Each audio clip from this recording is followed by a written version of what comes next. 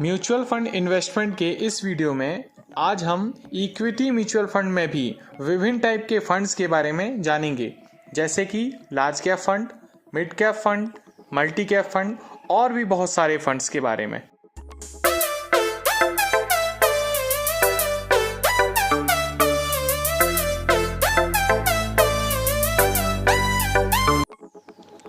Mutual fund investment के पिछले video में हमने जाना कि म्यूचुअल फंड क्या है, म्यूचुअल फंड कितने प्रकार के होते हैं, म्यूचुअल फंड में इन्वेस्टमेंट कैसे किया जाता है और अन्य सभी बेसिक बातों के बारे में। यदि आपने उस वीडियो को नहीं देखा है तो लिंक डिस्क्रिप्शन बॉक्स में है, आप चाहें तो उस वीडियो को भी देख सकते हैं। सभी एएमसी कंपनियां अलग अलग कंपनियों के शेयरों में अपना निवेश करती हैं, जिसके बेस पर फंड्स को क्लासिफाई किया जाता है। फंड्स कई प्रकार के होते हैं, जिनमें है large cap fund, mid cap fund, large mid cap fund, small cap fund, multi cap fund, flexi cap fund, focused fund, sectoral fund, ELSS fund या टैक्स सेवर फंड, जिसे equity link saving scheme fund भी कहा जाता है। आइए एक एक करके इन फंड्स के बारे में विस्तार से समझते हैं। Large cap fund. Large cap fund ऐसे फंड होते हैं जो अपनी टोटल इन्वेस्टमेंट का 80% लार्ज कैपिटल वाली कंपनीज के शेयरों में इन्वेस्ट करते हैं। सेबी यानी कि security exchange board of India share market में लिस्टेड 100 सबसे बड़ी कैपिटल वाली कंपनीज को लार्ज कैप कंपनी के रूप में नोटिफाई करता है।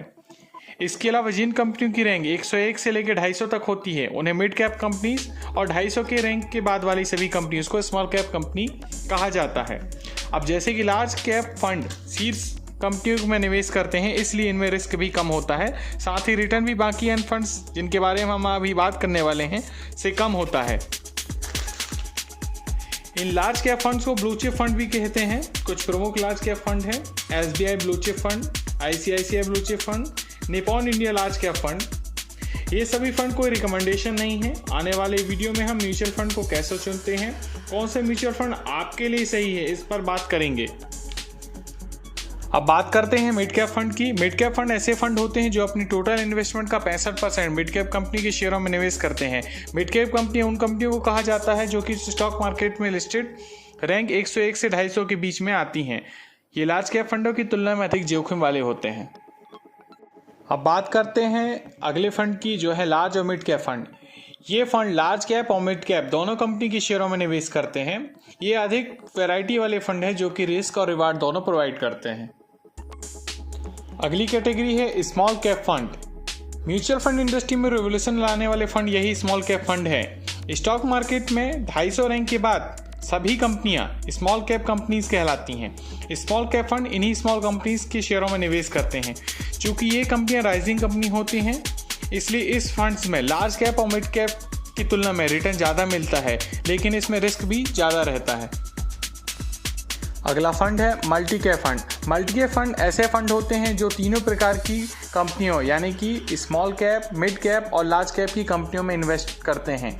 ये अपनी टोटल इन्वेस्टमेंट का 65% इन कंपनियों पर इन्वेस्ट करते हैं। अगला फंड है flexi cap fund. Flexi cap fund अपनी टोटल इन्वेस्टमेंट का 65% लार्ज कैप, मिड कैप और स्मॉल कैप कंपनियों के शेयरों में निवेश करते हैं। सेबी ने मल्टी कैप फंड की परिभाषा बदलने के बाद नवंबर 2020 में फ्लेक्सी कैप फंड को लॉन्च किया था। आज के समय में मल्टी कैप फंड और फ्लेक्सी कैप फंड दोनों एक ही प्रकार के फंड माने जाते हैं। अगला म्यूचुअल फंड है फोकस्ड फंड। फोकस्ड फंड ऐसे फंड होते हैं जो कुछ चुनिंदा कंपनियों में ही निवेश करते हैं, आमतौर पर या अधिकतम 30 कंपनियों में निवेश करते हैं। इस फंड के फंड मैनेजर कुछ लिमिटेड कंपनियों को ही फोकस करते हैं और उन पे ही अपना इन्वेस्टमेंट करते हैं। अगला फंड है सेक्टोरल फंड। सेक्टोरल फंड एक विशेष क्षेत्र के फंड होते हैं जो कि किसी स्पेसिफिक सेक्टर पे अपना निवेश करते हैं, जैसे कि pharma sector, finance sector, bank sector आदि। म्यूचुअल फंड की अगली कैटेगरी है ईएलएसएस फंड या टैक्स सेवर फंड, जिसे equity link saving scheme fund भी कहा जाता है। यदि आप भी म्यूचुअल फंड में निवेश के साथ टैक्स सेविंग करना चाहते हैं तो फिर आपको एलआईसी फंड में निवेश करना चाहिए। ये अन्य समान फंड की तरह ही होते हैं, लेकिन इनमें निवेश करके आप 80C के तहत टैक्स एडवांटेज ले सकते हैं। हालांकि इसीलिए ये फंड 3 साल की लॉकिंग पीरियड में आते हैं, यानी कि आप यदि इनमें आज इन्वेस्ट करते हैं तो फिर 3 साल के बाद ही अपने अमाउंट को निकाल सकते हैं। टैक्स सेविंग की बाकी सब स्कीमों की तुलना में एलआईसी फंड ही एक ऐसे फंड होते हैं जिनका लॉकेट पीरियड सबसे कम यानी कि 3 साल होता है।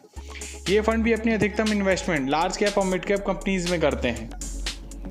अब आने वाले वीडियो में हम म्यूचुअल फंड के अन्य प्लान के बारे में जानेंगे ग्रोथ प्लान क्या होता है, रेगुलर प्लान क्या होता है, IDCW प्लान क्या होता है, SWP क्या होता है और अन्य बातों के बारे में। तब तक के लिए धन्यवाद।